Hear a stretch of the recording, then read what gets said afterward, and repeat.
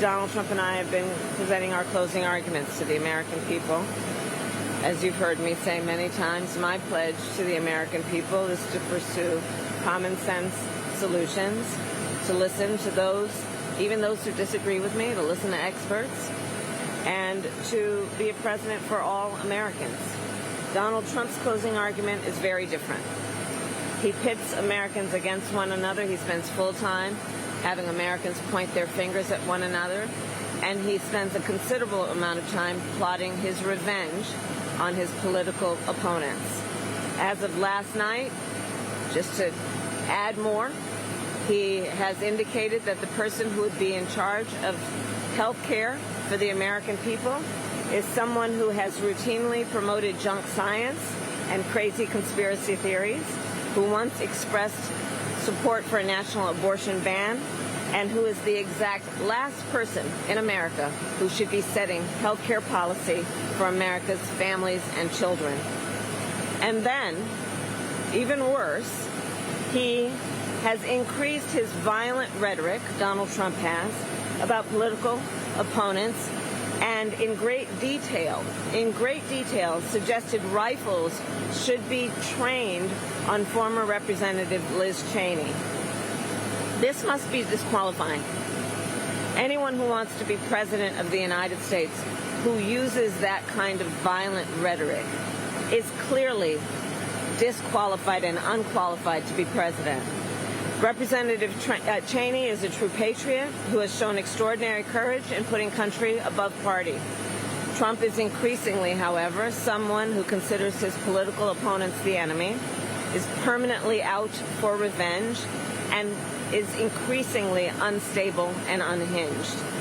His enemies list has grown longer, his rhetoric has grown more extreme, and he is even less focused than before on the needs and the concerns and the challenges facing the American people.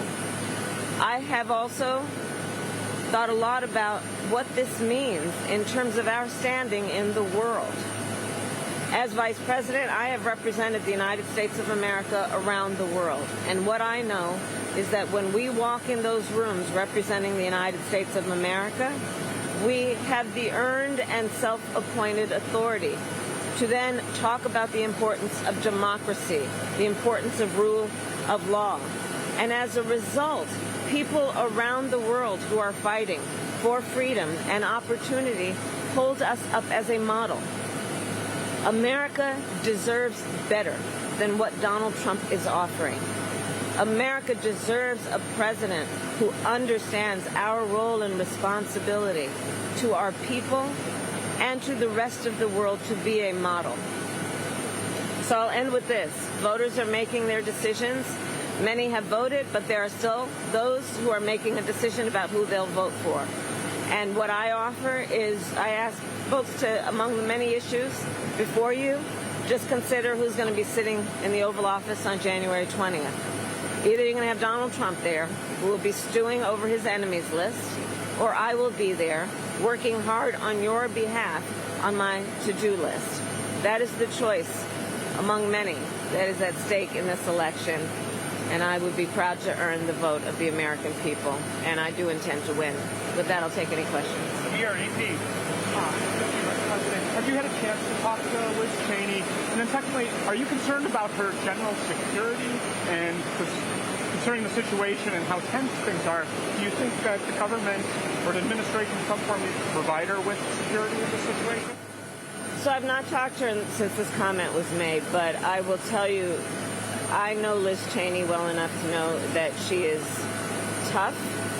She is incredibly courageous and has shown herself to be a true patriot at a very difficult time in our country, where, to your point, we see this kind of rhetoric that is violent in nature, where we see this kind of spirit coming from Donald Trump that is so laden with the desire for revenge and retribution.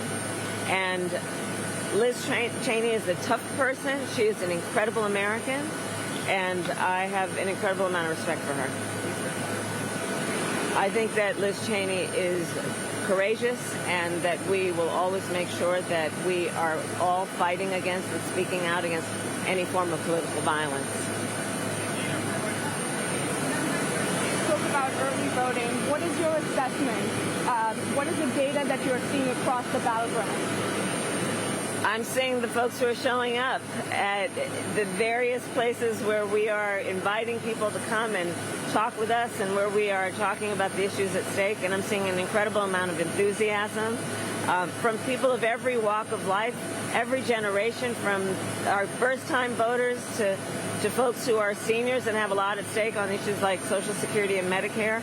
And what I am enjoying about this moment most is that in spite of how my opponent spends full time trying to divide the American people, what I am seeing is people coming together under one roof who seemingly have nothing in common and know they have everything in common. And I think that is in the best interest of the strength of our nation. By a lot more women showing up in Pennsylvania, a lot of Democratic women, first-time voters. Women, men, folks of every background are showing up. Vice President, you've had quite a lot of interruptions during your speeches recently, a lot of pro-Gaza protesters, and you certainly have spoken about democracy and responding to them, but do you think that you need to say a little bit more about the Mideast conflict, or about what you would do to try to satisfy them? And are you concerned at all about how you'll do in college towns and in Michigan in particular with them? President Trump today is going to Dearborn, is going to a Palestinian restaurant. This is the second kind of Arab American restaurant he's gone to. He seems to be really trying to make a play for a group that would traditionally be pretty Democratic. Do you think you've done enough to reach these voters? Well, I'm very proud to have a significant amount of support from the Arab American community, both because of my position about what we need to do in Gaza and in the region to end the war and bring the hostages home, and my commitment to a two-state solution, but also because within that community there are many issues that challenge folks and that they want to hear about, including what we're going to do to make housing affordable, what we're going to do to bring down the cost of groceries, what we're going to do to invest in small businesses. I have a plan for all of those things, and that is something that resonates within that community and with all Americans.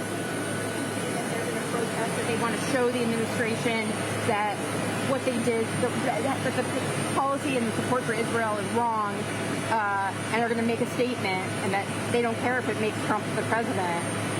What would you tell them? So there's a real contrast in this race when you look at who stands for democracy and democratic principles and who does not. Donald Trump is talking about an enemies list. He is talking about using the American military to turn on American citizens. He talks in a way that suggests that there should be retribution and severe consequences just because people disagree with him. My point is very clear. I believe in our democracy. Democracies are complicated in a wonderful way because we like debate. We accept and receive differences of opinion, and we work them out. One of the reasons I am going to have a Republican in my cabinet is because I want different views. I enjoy and benefit from diverse views from different perspectives that allow me then to make the best decisions I can make. That's a big difference between me and Donald Trump. And that's the big difference between someone who truly is a leader and someone who is in it for themselves and wants unchecked power. Thank you. Okay. Thank you all.